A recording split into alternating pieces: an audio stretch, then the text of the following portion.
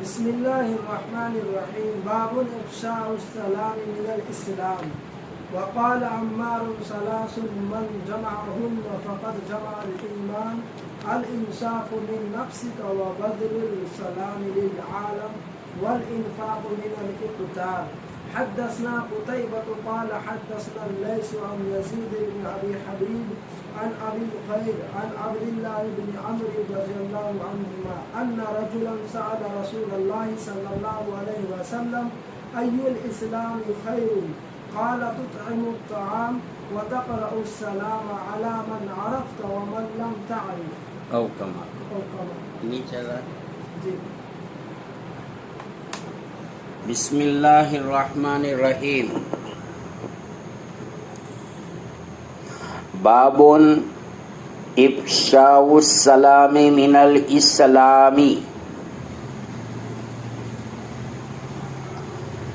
یہ باب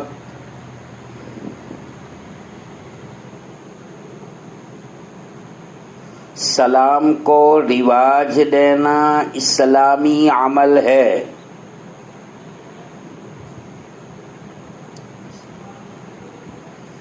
بسم اللہ الرحمن الرحیم. باب افشاء السلام من الاسلام. سلام کو رواج دینا یہ عمل اسلامی ہے.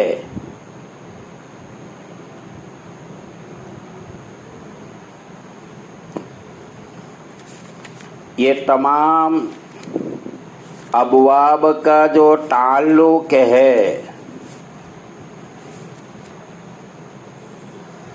باب حلاوت الایمان، ایمان کی حلاوت کے بیان میں حضرت امام صاحب رحمۃ اللہ علیہ نے باب قائم کیا تھا، اور حضرت امام بخاری رحمۃ اللہ علیہ کتاب الایمان میں تیسرے نمبر کا جو باب ہے باب امور الایمان، ایمان کے متعلق جو امور ہے وہ بیان کر رہے ہیں. آج کا سبق افشاء السلام من الاسلام، سلام کا رواج دینا یہ اسلامی عمل ہے.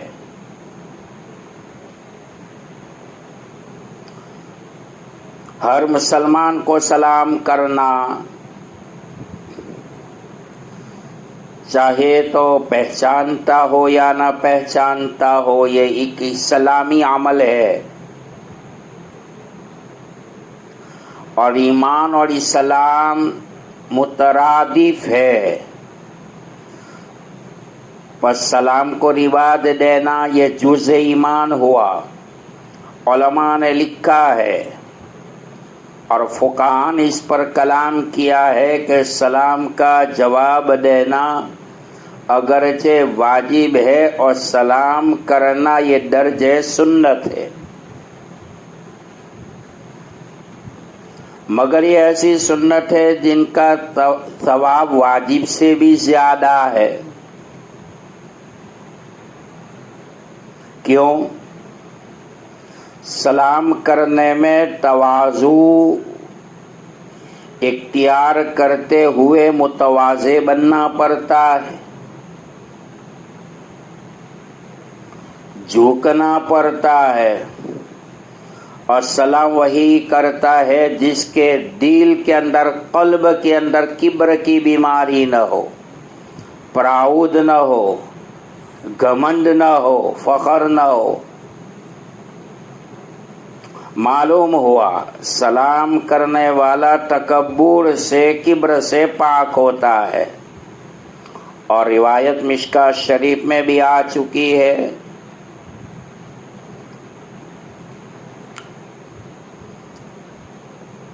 تو سلام کرنے والا متواضع ہو کر تواضع کو اختیار کرتا ہوا جب سلام کرے گا تو سامنے والے کو اس کا جواب دینا واجب ہو جاتا ہے۔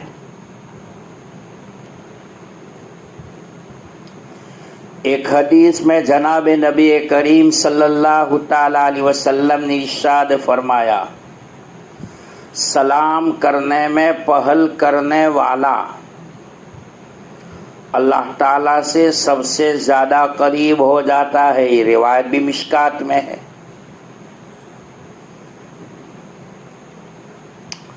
بہرحال باب افشاء السلام من الاسلام، وقال عمار ثلاث من جمعهن فقد جمع الایمان۔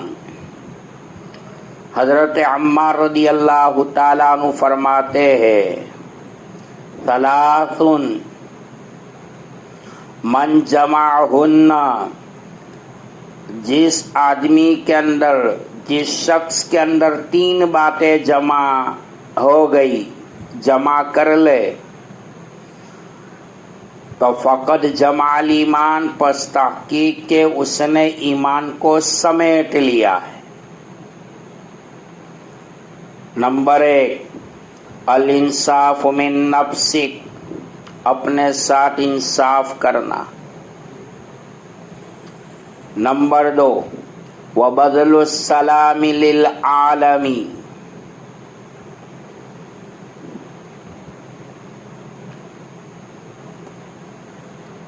اور سلام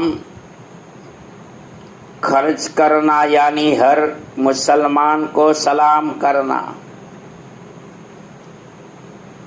جہان کے لیے، عالم للعالم، پورے عالم کے لیے۔ نمبر 3 والانفاق من الاقتاری، تنگ دستی میں خرچ کرنا۔ نفقہ، ينفقو کے معنی خرچ کرنا، من الاقتاری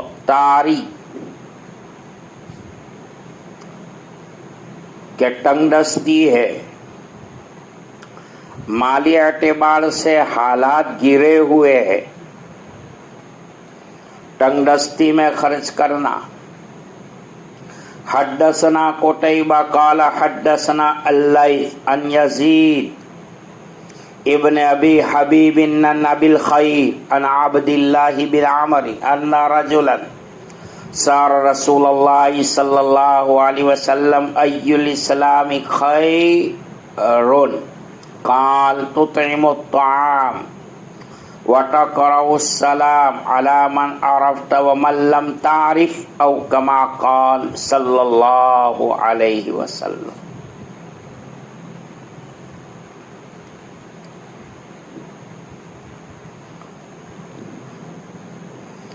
راوی حدیث حضرت عبداللہ ابن عمر رضی اللہ تعالی عنہما فرماتے ہیں، نبی کریم صلی اللہ تعالی علیہ وسلم نے ارشاد فرمایا، ای الاسلام خیر، کون سا اسلام خیر والا ہے؟ ای الاسلامی خیر، کہ اسلام کی کون سی خصلت بہتر ہے؟ قال، آپ صلی اللہ علیہ وسلم نے فرمایا، تطعم الطعام، کھانا کھلانا، وتقرأ السلام، ہر ایک کو سلام کرنا،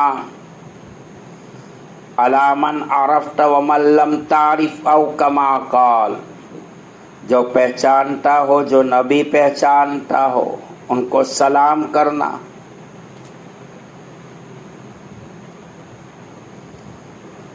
حضرت عمار رضی اللہ تعالیٰ عنہ کے قول میں دو باتیں وضاحت طلب ہے۔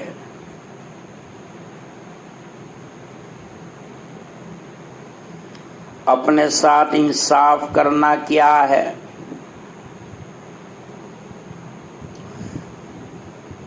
اس سے پہلے بات آ چکی ہے، الانصاف من نفسک،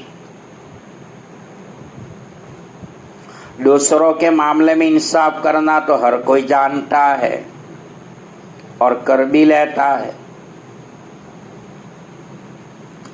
نبی اکرم صلی اللہ تعالی علیہ وسلم نے اپنی امت کو کائنات کی روئے زمین کو عدل و انصاف کا اگر سبق دیا ہے تو عمر بن خطاب فاروق اعظم رضی اللہ تعالیٰ عنہ کی زندگی کو پڑھنا چاہیے۔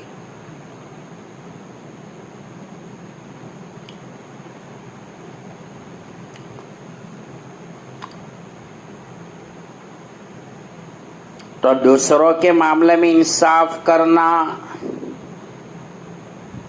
یہ تو ہر کوئی جانتا ہے، کر لیتا ہے، لیکن اپنے ساتھ انصاف کرنا، اس کا معنی مطلب مفہوم کیا ہے؟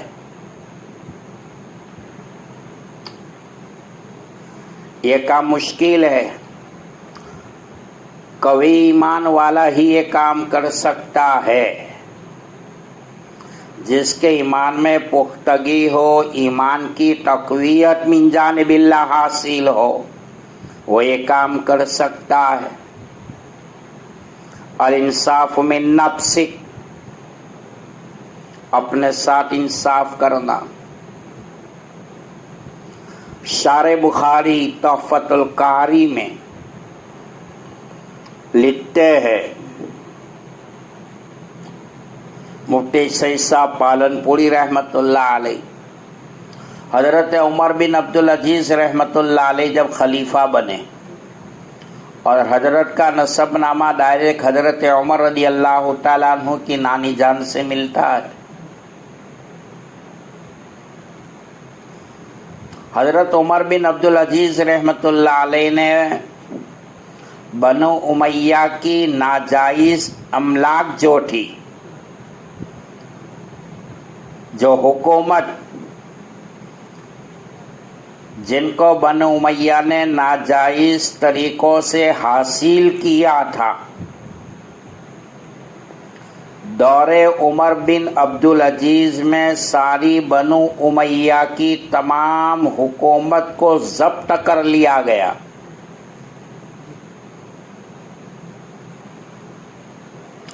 حضرت عمر بن عبدالعزیز رحمۃ اللہ علیہ کے حالات میں لکھا ہے، اپنی اہلیہ محترمہ کا قیمتی ہار جو ان کے گلے میں تھا، حضرت نے وہ بھی بیت المال میں داخل کروا دیا ہے۔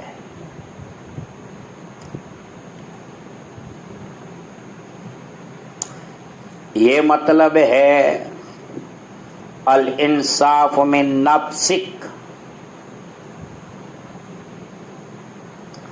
جیسا کہ قرآن کریم کے سورہ یوسف کے تفسیر میں آپ نے پڑھا ہوگا، حضرت یوسف علیہ السلام کو اللہ تعالیٰ نے مختلف مراحل سے، گھاٹیوں سے گزارنے کے بعد ملک مصر کا جب پریزیڈنٹ بنایا اور مصر کے چپے چپے میں یوسف کے نام کا جب ڈنکا بجا ہے، حضرت یوسف علیہ السلام بادشاہ بننے کے بعد تخت شاہی پر بیٹھنے کے بعد حضرت یوسف علیہ السلام نے کچن میں، مطبخ میں کام کرنے والوں کو یہ نصیحت کی کہ ایک ہی وقت کھانا بنایا جائے اور دوسرے وقت جو ہے کھانے کو نہ پکایا جائے۔ سوال کیا گیا کہ کیوں؟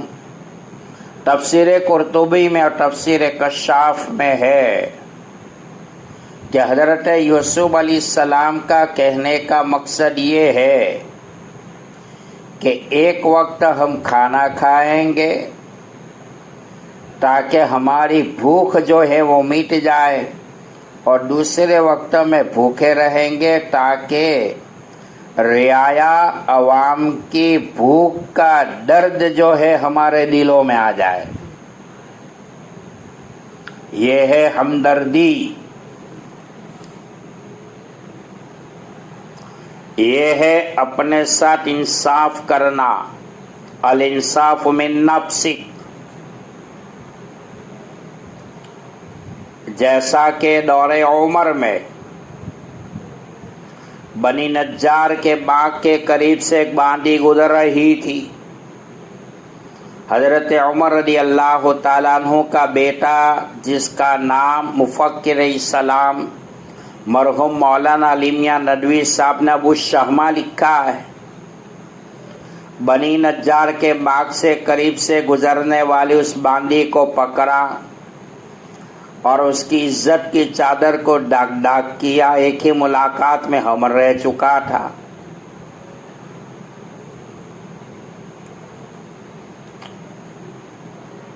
نو مہینے کے بعد لڑکا پیدا ہوا. وہ باندی یہ کہتی ہے کہ میں تو جنگل میں تھی، صحرا میں تھی، بیابان میں تھی. دل یہ کہتا تھا کہ اس بچے کو مار ڈالوں، اس کا گلا گھونٹ دوں، موت کے گھاٹ اتار دوں. لیکن کہنے والے نے کہا کہ باندی ایسا نہ کر، اللہ کی بندی. حضرت عمر رضی اللہ تعالیٰ عنہ جیسا عادل انصاف کرنے والا بھی روئے زمین پر ہے. جا اس کے دربار میں جا، تجھے انصاف کا پروانہ مل جائے گا. وہ باندی حضرت عمر رضی اللہ تعالیٰ عنہ کے دربار میں آئی ہے اور استغاثہ دائر کیا، رپورٹ دائر کیا، رپورٹ کو رجوع کیا کہ یہ واقعہ پیش آیا ہے. حضرت عمر رضی اللہ تعالیٰ عنہ اس وقت کھانا کھا رہے تھے. جب بیٹے کی شکایت کو سنا تو حضرت عمر رضی اللہ تعالیٰ عنہ کے ہاتھ سے وہ لقمہ زمین پر گر جاتا ہے اور فرماتے ہیں کہ عمر کھانا نہیں کھائے گا جب تک کہ تجھے انصاف نہ مل جائے، پانی نہیں پیے گا جب تک کہ تجھے انصاف نہ ملے. حضرت عمر اسی حالت میں اپنے بیٹے کے گھر پہنچے، بہو کو گھر کا دروازہ کھٹکھٹایا، سلام کیا، اجازت مانگی. بہو سے پوچھا این ابو الشہمہ کہاں ہے؟ کہا کہ ابا وہ تو کھانا کھا رہے ہیں. حضرت عمر فرماتے رضی اللہ تعالیٰ عنہ، بیٹا کھا لے، کہیں ایسا نہ ہو کہ تیری زندگی کا آخری لقمہ ہو. 9 مہینے گزر چکے تھے، پتہ نہیں تھا کہ کیا واقعہ پیش آیا ہے. حضرت عمر نے بیٹے کی انگلی پکڑی اور مدینہ کے مسجد نبوی کے اس صحن میں تشریف لائے. مدینہ میں اعلان ہوا، تمام لوگ جمع ہو گئے. باپ بیٹے کا انصاف ہے. کوڑے لگائے جا رہے تھے. میں اور تو جلد قرآن کہتا ہے. کوڑے لگاتے لگاتے ابو الشہمہ کپا رہا تھا، بدن کے اوپر لرزہ پن طاری تھا، خون بہہ رہا تھا.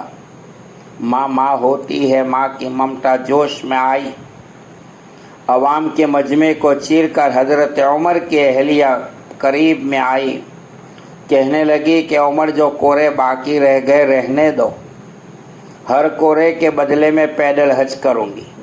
حضرت عمر فرماتے یہاں سے چلی جا. پیدل حج کرنا یہ اس کا تبادلہ نہیں ہے. یہ سزا کہاں، وہ سزا کہاں.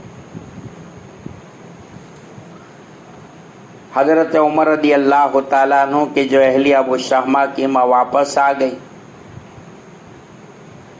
روایت کے الفاظ ہے، سزا جو مقرر کی گئی تھی شریعت کے حد میں، کوڑے لگاتے لگاتے ابو الشہمہ کا انتقال ہوا. روح جو ہے جسد ان سولوی سے پرواز کر گئی. اس پر ایک روایت ہے، مفکر اسلام علی میاں ندوی صاحب رحمۃ اللہ علیہ فرماتے ہیں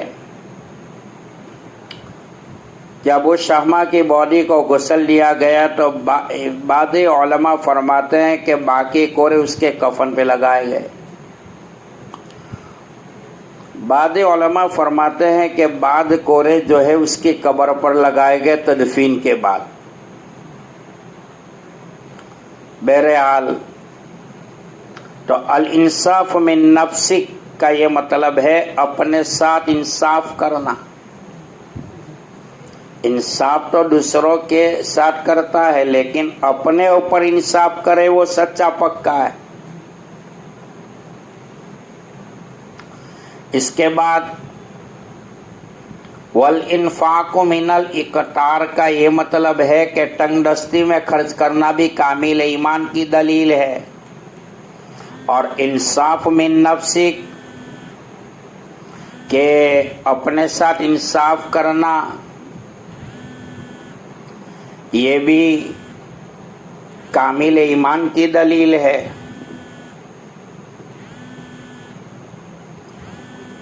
تنگ دستی میں خرچ کرنا یہ کامل ایمان کی دلیل ہے. اپنے آپ کے ساتھ انصاف کرنا یہ بھی کامل ایمان کی دلیل ہے. کشادگی میں تو ہر ایک خرچ کر سکتا ہے مگر ناداری کی حالت میں پیسے کم ہے پھر سخاوت کرتا ہے. یہ اصل ہے.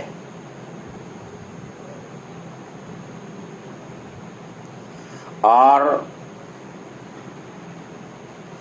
تنگ دستی میں خرچ کرنے والا اللہ کے نزدیک ان کی بڑی قدر و قیمت ہے.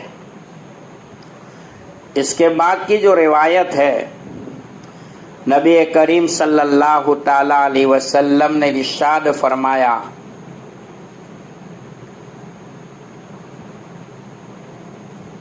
کہ ای الاسلامی خیرن، کون سا اسلام خیر والا ہے؟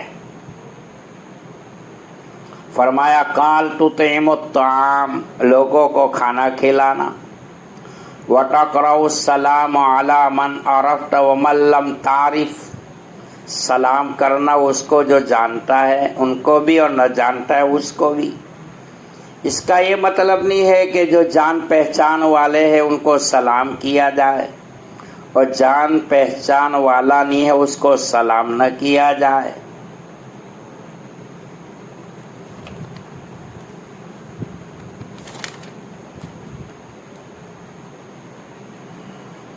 تو نبی کریم صلی اللہ علیہ وسلم نے فرمایا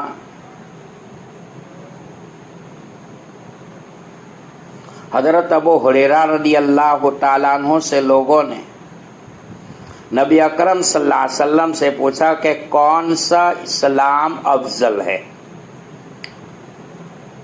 یہ ہے.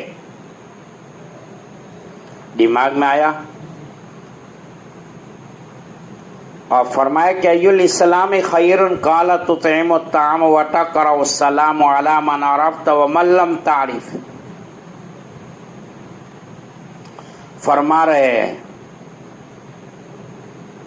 کون سا اسلام خیر والا ہے؟ آپ نے جواب دیا کھانا کھلانا، سلام کرنا، جس جو پہچانتا اس کو بھی نہ پہچانتا اس کو بھی. دیکھو حضرت عبداللہ ابن مبارک رحمۃ اللہ علیہ کا قول ہے.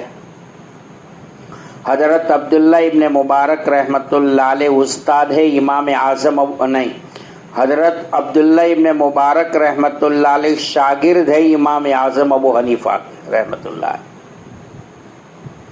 حضرت کو اللہ تعالیٰ نے بڑا اونچا مقام دیا تھا.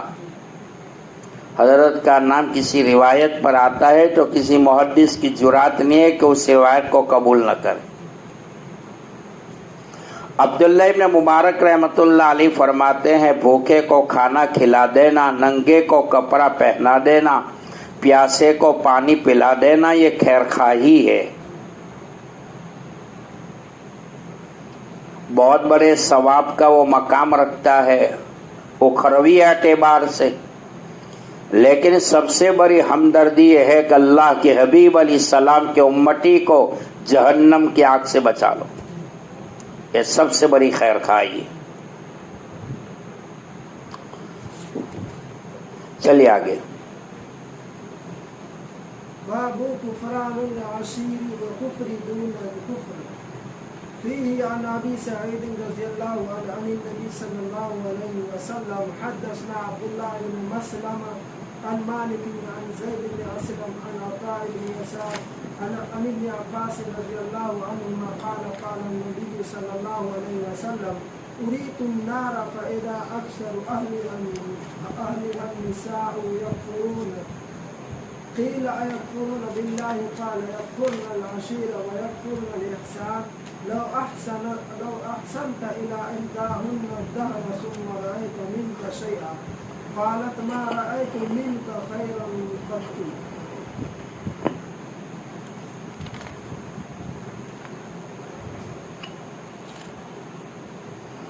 حضرت امام بخاری رحمۃ اللہ علیہ باب کفران العشیر و کفر دون کفر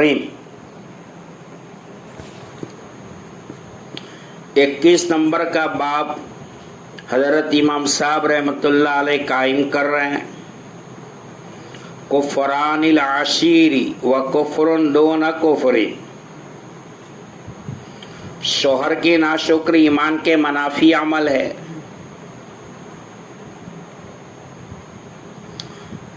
کفرن کا ترجمہ ہے ناشکری،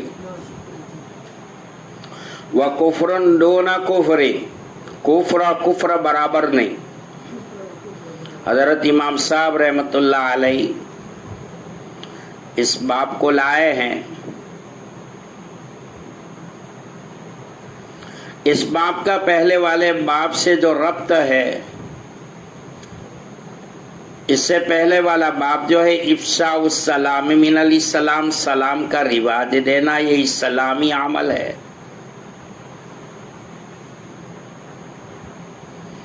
امور اسلام کو بیان کر رہے ہیں.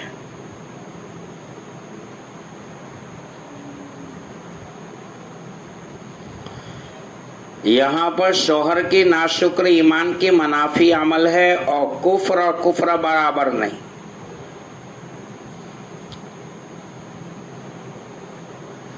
جب اعمال صالحہ ایمان کا جز ہے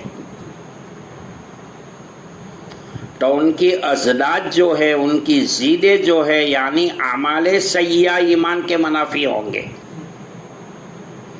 مثلا شوہر کے احسانات کی ناشکری ایک بہت برا عمل ہے جو ایمان کے منافی ہے. اسی لیے نبی اکرم صلی اللہ تعالی علیہ نے اس پر کفر کا اطلاق کیا ہے. جیسا کہ امام بخاری رحمۃ اللہ علیہ باب کفران العشیر و کفر دون کفر، شوہر کے ناشکر ایمان کے منافی عمل ہے اور کفر برابر نہیں.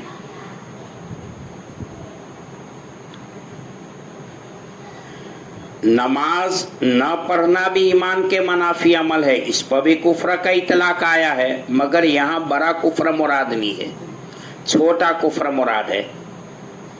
کفر کے بھی درجات ہے، ایک بڑا کفر، ایک چھوٹا کفر.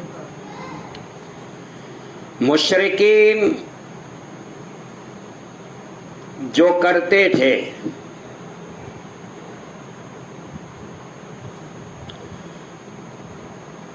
کفار جو کرتے وہ بڑا کفر ہے.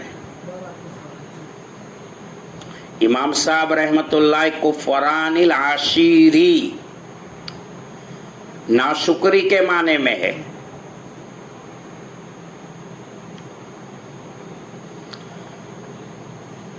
اس کفر کی بدولت آدمی ایمان سے نکل جاتا ہے.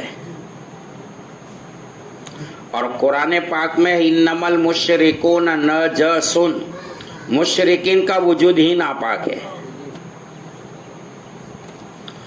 اور اس کے بعد دوسرے درجے کا جو کفر ہے فقہا کی اصطلاح میں اس کو فسق کہا جاتا ہے، اور فاسق کا ایمان ناقص ہوتا ہے. اور ناقص کو کبھی کالعدم فرض کر کے کلام کرتے ہیں. یہاں ناقص ایمان کو بالکل معدوم فرض کر کے کافر کہا ہے، ورنہ حقیقت میں شوہر کی نافرمانی کی وجہ سے اور نماز چھوڑنے کی وجہ سے اسلام سے خارج نہیں ہوتا ہے، وہ فاسق کہلائے گا۔ یہ بڑا کفر چھوٹے کفر میں فرق ہے۔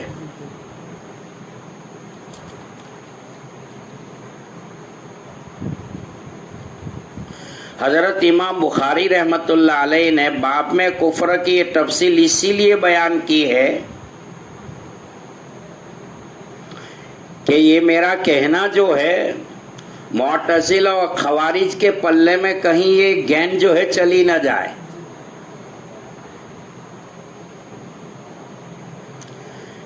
جیسا کہ آپ جانتے ہیں معتزلہ جو ہے اور خوارج جو ہے وہ ایمان کو مرکب مانتے ہیں، مگر محدثین جو ہے وہ اعمال کو اجزاء مکملہ مانتے ہیں، اور معتزلہ اور خوارج اجزاء مقومہ، اسی لیے کہ مرتکب کبیرہ اس کے نزدیک ایمان سے خارج ہے، اس کے نزدیک معتزلہ کے نزدیک۔ معتزلہ نے احادیث مبارکہ سے استدلال کیا ہے، ان کے یہاں بڑے بڑے جو گناہ ہے، کبائر جو ہے، ان کا مرتکب جو ہے وہ خارج ایمان ہے۔ انہوں نے احادیث مبارکہ سے استدلال کیا ہے۔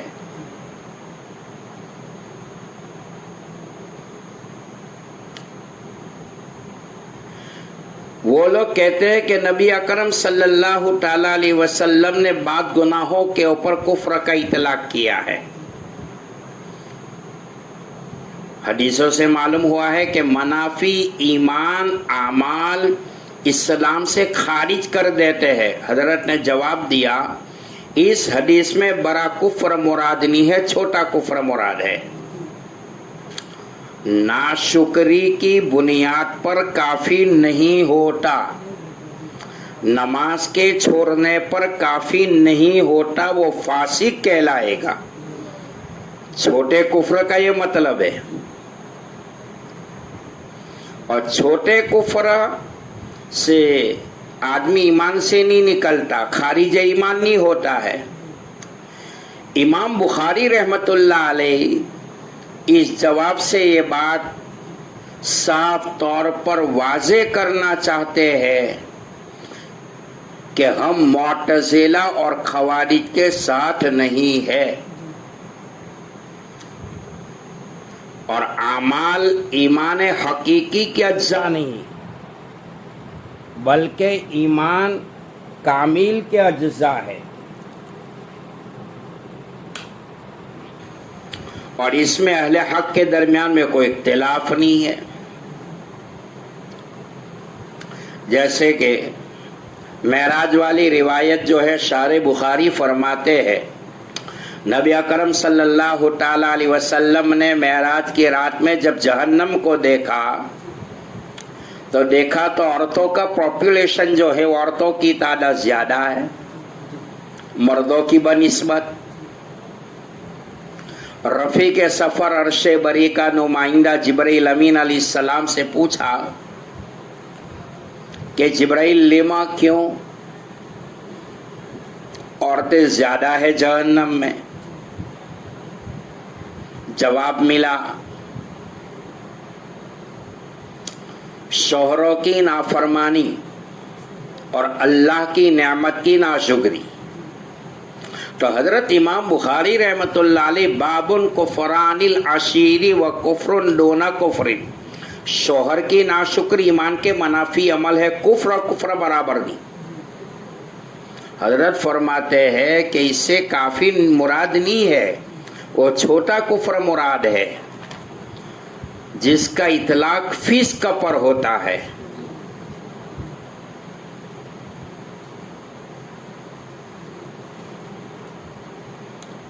میرے استاد محترم رانڈے جامعہ حسینیہ میں کہا کرتے تھے عورتوں کو کتنا کھلاؤ پلاؤ، اس کو گھماؤ پہناؤ اچھے اچھے اچھے کپڑے، جہاں ایک موقع پر تمہارے اس کے بیچ میں جب درار واقع ہوگی، وہ فوراً کہے گی کہ تیرے گھر میں آ کر ملا کیا، 2 ٹھیکرے 2 چیتھرے اور 2 لیتھرے، یہ ناشکری ہے۔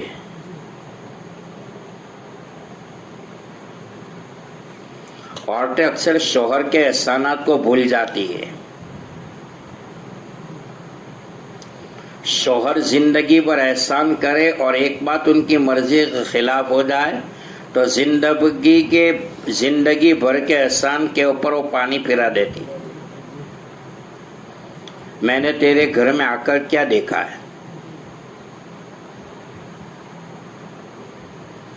ناشکری کی بنیاد پر عورتیں جہنم میں زیادہ تھی۔ نبی اکرم صلی اللہ علیہ وسلم کو 6 معراج ہوئی ہے۔ ایک معراج جسمانی تھی اور اس کے علاوہ تمام معراج جو ہے وہ منامی ہے۔ ان میں سے کسی ایک میں آپ صلی اللہ علیہ وسلم کو دوزخ دکھائی گئی، شارح بخاری فرماتے ہیں۔ اب یہاں پر معتزلہ کی بات آئی ہے۔ معتزلہ و خوارج ایمان کو مرکب مانتے ہیں۔ معتزلہ خوارج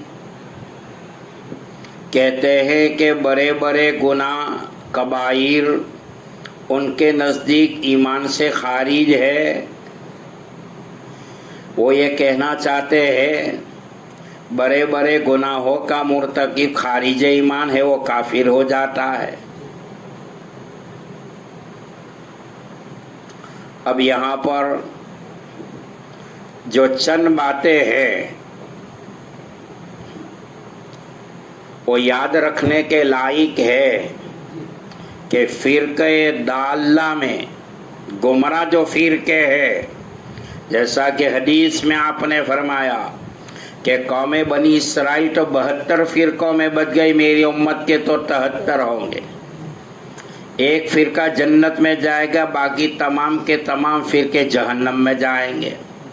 صحابہ نے پوچھا یا رسول اللہ صلی اللہ علیہ وسلم وہ فرقہ کون سا ہے جو جنت میں جائے گا؟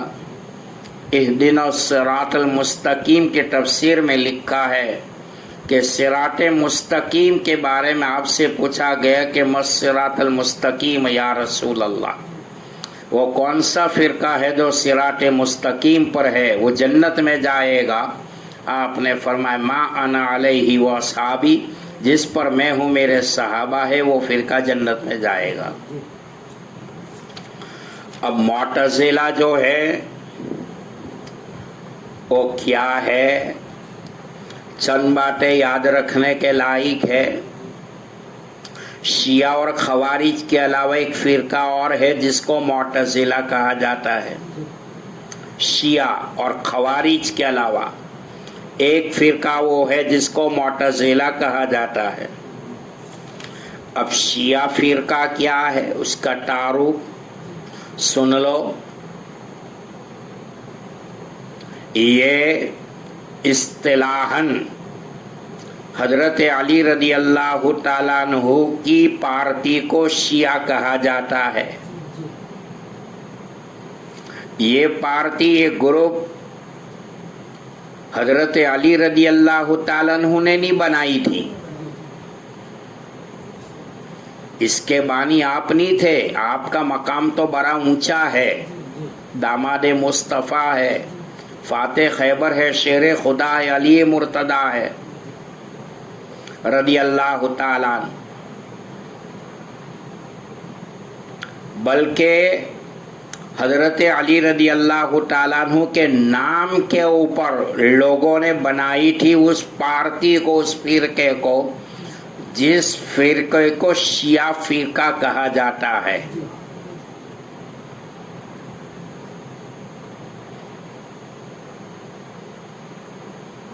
ایک بات، جن لوگوں نے حضرت علی رضی اللہ تعالیٰ عنہ کے محبت میں غلو کیا، یعنی حد سے زیادہ اندر اتر گئے، اس فرقے کو روافیض کہا جاتا ہے، جن کو رافضی کہتے ہیں۔ یاد رکھیے، رفضن کے معنی ہے چھوڑنا۔ ان لوگوں کا عقیدہ تھا اللہ کے حبیب علیہ الصلوۃ والسلام کے بعد صرف 6 صحابہ مسلمان باقی رہے، یہ ان کا عقیدہ ہے، باقی سب کے سب مرتد ہو چکے تھے۔ یہ کون کہہ رہا ہے؟ رافضی، روافض کہہ رہے ہیں، اسی لیے وہ لوگ روافض کہلائے۔ اب شیعہ اور روافض کے درمیان میں عام خاص مطلق کی نسبت ہے، شیعہ عام ہے اور روافض خاص ہے۔ ہر شیعہ کے لیے رافضی ہونا ضروری نہیں ہے اور ہر رافضی شیعہ ضرور ہوتا ہے۔ اور ایک فرقہ ہے فرقہ امامیہ، شیعہ بھی ہے رافضی بھی ہے۔ یہ مختصر تعریف ہے ان کی، شیعوں کی۔ کہہ رہے ہیں کہ نبوت ملنی تھی علی کو، نعوذ باللہ من ذالک، العیاذ باللہ، الامان والحفیظ، الامان والحفیظ۔ جس جبرائیل امین کو اللہ تعالی نزل بہ الروح الامین کہہ رہا ہو، جس کو قرآن میں انہ لقول رسول کریم ذی قوت عند ذی العرش مکین مطاع ثم امین کہہ رہا ہو۔ مومن کی نسبت 4 کریم سے وابستہ ہے، رب کریم، رسول کریم، قرآن کریم، اور قرآن پاک کو لانے والی ذات جبرائیل امین وہ بھی کریم ہے۔ جبرائیل امین جیسا فرشتہ ہے، الفاظ قرآنی کو ہو بہو اسی شکل میں بغیر کسی خیانت کے نبی اکرم صلی اللہ تعالی علیہ وسلم کے اوپر لانے والا، القاء کرنے والا، دل میں ڈالنے والا،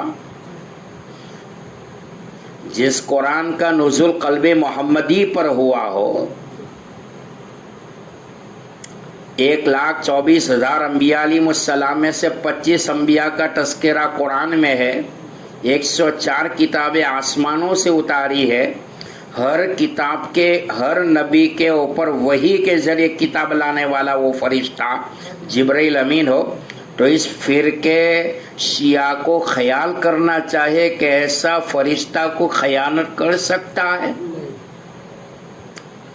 شارح بخاری نے حضرت جبرائیل علیہ السلام کے 5 اوصاف کو بھی بیان کیا ہے، جو آپ نے پہلے سنا ہے۔